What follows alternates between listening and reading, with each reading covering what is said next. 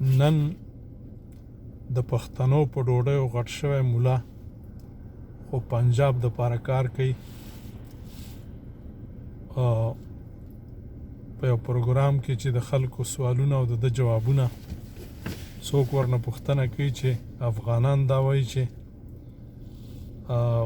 پاکستان زمونږ وطن خراب کړی دی. دا ورته په جواب کې وایي چې افغانان ډېر نمک حرامه خلک دي.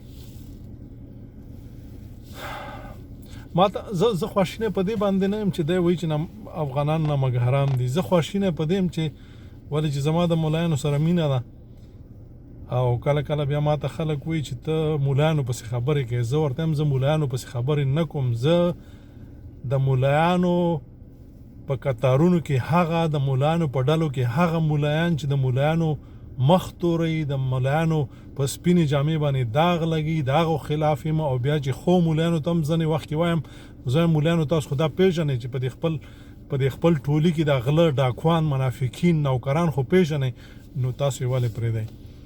نو زه په دې خواشینه نه یم چې افغانانو ته ولې نمک حرام. زه خواشینه په دې یم چې سره د علمه سره د پوهې سره د داسې شکل چې هغه د علماو دی او بیا دا خبره کوي چې که پاکستان نه وای نو افغانان به نه وای.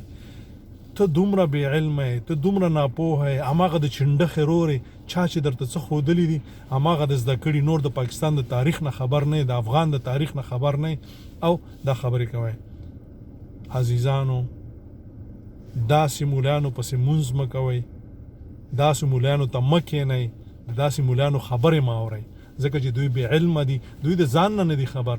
دوی د لاډ میکالي د قانون لاندې پیدا شو، ژوند کوي، لګیا دی او شکر ورباندې وباسي او سب سے پهلے پاکستان خبرې کوي او دا به تر مرګه پورې به داسې وي او دوی چې څومره چرګوړي وباسي هغه به د لاډ میکالي د قانون لاندې ژوند کوي او پاکستان ته به سب سے پهلے پاکستان وایي.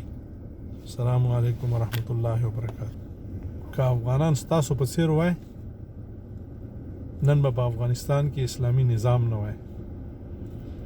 ستاسو غوندې به 15 کاله د پیرنګي د لاډ میکالي د قانون لاندې به ژوند کولی. څه چې په پنجاب کې وشو په نړۍ کې نه دي شوي.